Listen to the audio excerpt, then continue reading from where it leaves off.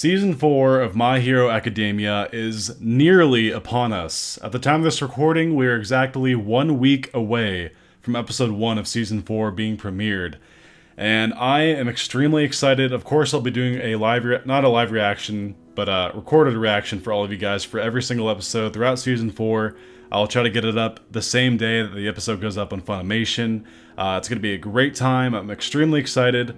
But before we get to all that, I think it'd be really fun to sort of look ahead and talk about the things that I'm excited about and fans in general should know, or just know the importance of, that Season 4 will contain.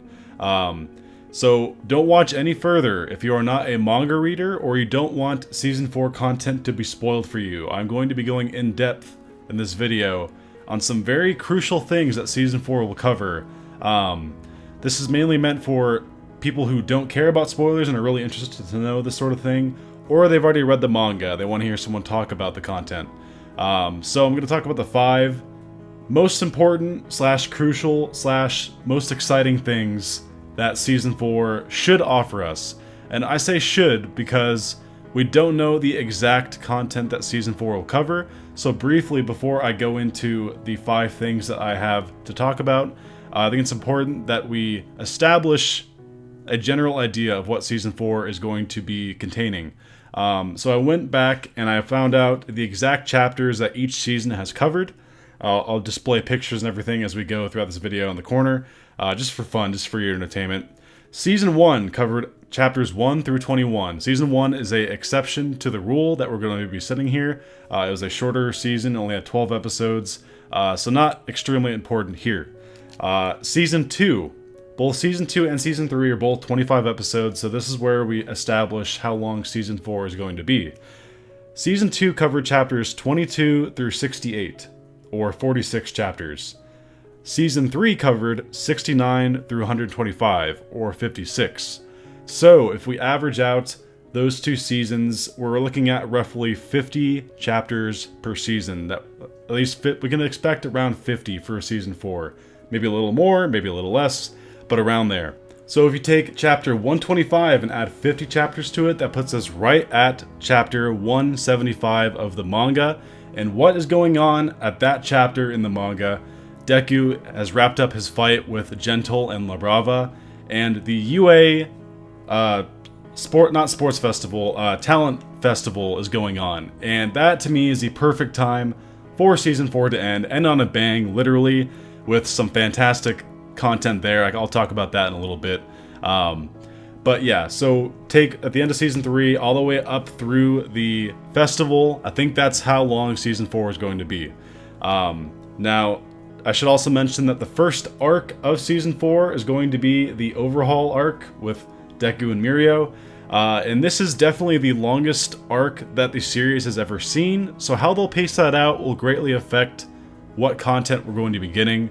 But for the sake of this, we'll say they'll do a good job of not taking too long on it, but also not skipping over anything. I think it'll be just fine. So, without further ado, let's begin this list. This list is relatively in order of importance / excitement. I'm saving the most important one for the end. So, without further ado, let's begin. At number 5, I have Kirishima's shining moment. The moment that he really truly grows into the hero that he wants to become. This is something that I and many fans of the manga are really excited to see brought to anime. And that is the moment where Fat Gum and Kirishima are fighting some of the goons of Overhaul. And we get not only the backstory, but the culmination of what Kirishima wants to be as a hero. We get the backstory of how he, in middle school, roughly around that time, his power wasn't really developed. Most people laughed at him. He had friends and stuff. He wasn't like an outcast per se, but he was rather weak and didn't think of himself as a strong, mighty person. But one day, he saw a courageous act from Mina, best girl Mina, and it kind of ignites something in him that he wants to try to become something that he isn't yet. He's also looked up to his famous hero of all time, his favorite hero, which is Crimson Riot. He really respects how manly he is and everything about the way he proceeds to do things as a hero. And we get that backstory, which is fantastic. It's really, really well done. I would go more in depth. I don't want to just... This video would be an hour long. But it culminates in his fight with the goons of Overhaul. And he's taking several hits, but he's in the unbreakable form. And he just refuses to give up. He takes so many damn hits from this guy. And in the while he's taking these hits, Fat Gum charges up one of his extreme punches that he can use after he stores up all the energy in his fat. And it takes out the opponent. They don't necessarily KO them, but the fight succeeds after that. And we have a passed out Kirishima being the unmovable heroic object that he aspires to be, this unbreakable symbol of just reliance and being able to count on him to overcome obstacles. I'm not really doing it justice in terms of what I'm saying, but just know that this scene is something that Kirishima desperately deserves.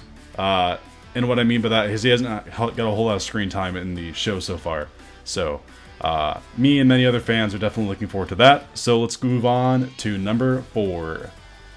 Number 4, we have... Okay, here's a sad note. This one isn't quite as uplifting as Kirishima's moment to shine. We have the moment that Mirio loses his powers. And the reason this moment is so significant, not only does he dive in front of Eri to save her from the dart.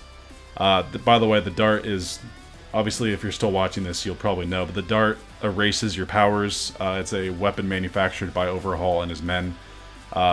And he saves Eri from getting shot by this dart. And in the process, obviously, it hits him and he loses his power. Not just any power, it's one of the best powers in the entire universe of this show. And it's significant because this was the guy that was the original picked person to be the inheritor of One for All. And not only that, but Mirio is a great guy. Lemillion, literally the name Lemillion is save a million lives. That was his goal as a hero. And to see him lose his power, that he'll never be able to really fight crime in the same way again. Maybe he will, maybe he won't. We don't really know. Hasn't shown a whole lot of him since then. But he saved Eri, and I think personally, this is more of a side note, but I think Eri's power is going to come into play at some point. Because it can reverse time and alter things to a state that they no longer are in, like revert them to a previous state.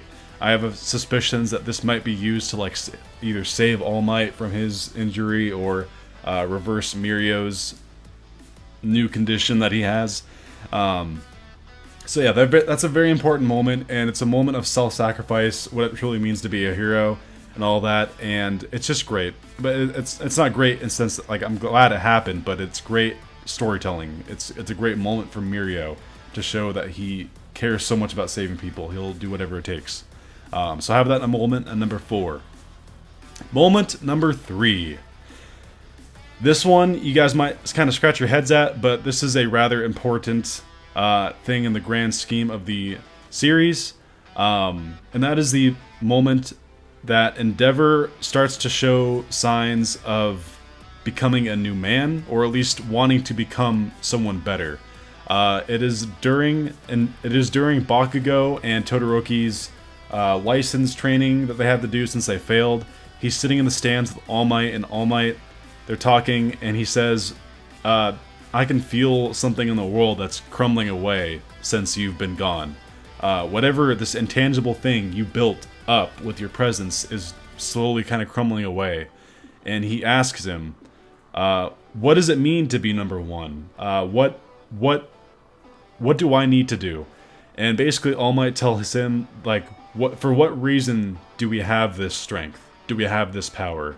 And he says the answer to that is what you need. And we won't really find out what Endeavor takes that to heart with until later on in the series, probably like Season 5. Actually, yeah, Season 5. Roughly, I'd say we really start to see this, but this is very important for fans to acknowledge. Hopefully they do a good job in the anime of talking, or just showing this moment. And it Endeavor is a scumbag. Don't get me wrong. I'm not trying to defend what he did. You shouldn't. You should never hit your wife or abuse your children, and all that is absolutely terrible. But I think it's admirable that a man like that sees something is wrong and wants to change. And well, that's more of season 5 stuff. But this is important beginning to that, and I felt like it was worth talking about here. So at number 2, I have Deku fighting La Brava and Gentle. And the reason this is important, to me anyway, is this is the first time that Deku is off on his own. He has no classmates around him. He doesn't have any teachers to support him, especially All Might. Obviously, All Might can't fight anymore, but I know he fought Muscular alone at the training camp in season 3, but I count this one more of really like you're in the streets of a city. There's people to be aware of. There's property, and he's fighting Gentle, who's got a crazy power of its own. I believe it's like elasticity or something. He can make objects malleable and stuff, and not to mention the power up that La Brava gives him because she loves him and she bestows this great strength upon him. And it's just great to see how Deku handles a fight. Not only against an adult, but a very powerful one. Someone who's very powerful. And we get to see a nice step up in terms of Deku's fighting prowess. And I think that is a very cool thing that we will be seeing in Season 4. I can't wait to see how they animate it. I can't wait to see if they add any new like twists to it, like the fight. Because obviously, you only get a few pages of the fight in a book. But in the show, heck, you bring it to life. And it's exciting. So yeah, I'm really looking forward to that fight. I think it'll add a lot of much needed kind of oomph to Deku. We've seen him fight really well before, but he's always breaking his arm and crap. This time he's actually got the sports, or the Mei Hatsume equipment that she made for him, like with the flicking and all that. And it's going to be great. It's going to be a really good fight. And I should also mention this is around the time of the sports festival, or the talent show that they put on right after. I can't wait for that. Bakugo on the drums. Heck yeah. I can't wait. That's a whole different thing. I could talk about that forever. There's so many cool aspects to the talent festival that takes place literally right after this fight. But yeah, that's number 2. At number 1, this is definitely the not only most like important thing of season 3, but kind of so far of the series, outside of like a couple different things that I can't really talk about here.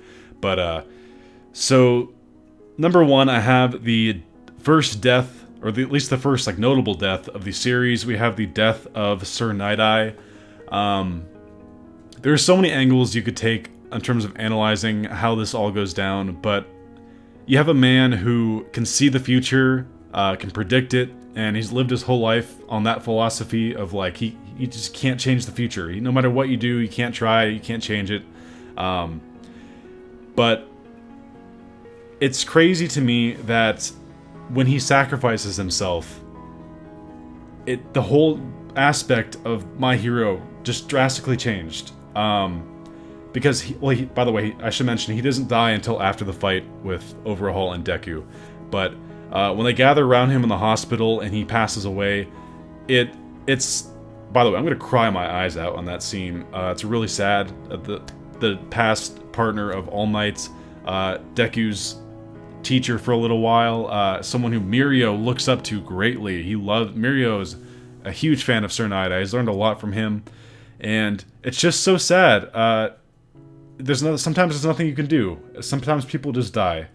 And I think that's something that this show really needed, is a huge amount of gravity added to the mix. Because before now, there's been some like broken bones and like intense fights and with villains, but it's the stakes, no one's ever died, I should say. And it's both really nice to see for the series, but it's also really tragic. And it's so strange. But by the way, this also drives home a really crucial point with Deku and All Might, that so I mean, here we have Sir Nighteye, who's convinced that the future can't be changed, but in the last moments of his life, he saw something happened that he didn't predict, that the future had changed before his eyes. And we have Deku telling All Might, yeah, he might have told you you're going to be dying within a year or two from now, but let's change it together. Let's change the future. It can be done. And I love that. I really hope they drive it home in a beautiful way. They will. Studio Bones is amazing. And yeah, that's definitely going to be a heavy moment, but it's one I'm both excited for and going to be really sad to see.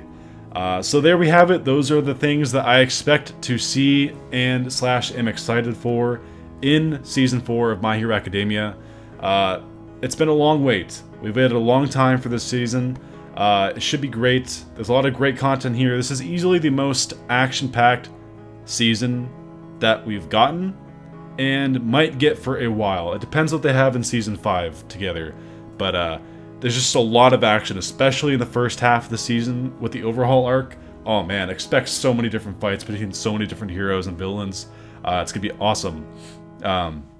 So thank you guys for listening to this video. Please leave your own thoughts and comments down below.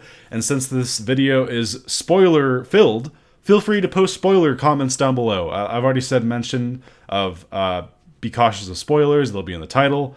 So feel free to have conversations down below. What are you excited to see? Do you agree with my list? Did I miss something important out? Yeah. I'd say of all these, honestly, the one I'm most excited for is the Kirishima moment. I know I listed it like this, but this I feel like was a generalization for the whole fan base as to what's important and what's exciting to see. But yeah, Kirishima, I'm really excited to see his growing moment. I love how Mina is in the backstory of that. It's just everything about it is awesome. And the best part is we'll be getting that earlier on in this season, I'm sure, because that takes place during the overhaul arc. So I've rambled on long enough. This is a long video. I hope you guys were entertained. So, of course, stay tuned for my reactions to every single episode of Season 4. I will do the best I can to provide good enough video size. We'll hopefully include audio. So yeah, I'm excited. You should be too. Wearing my shirt. Got nothing else to say other than go beyond plus ultra. I guess I should end on my normal note. This has been Mighty Gazelle. Hoping you all have a mighty day. See you guys.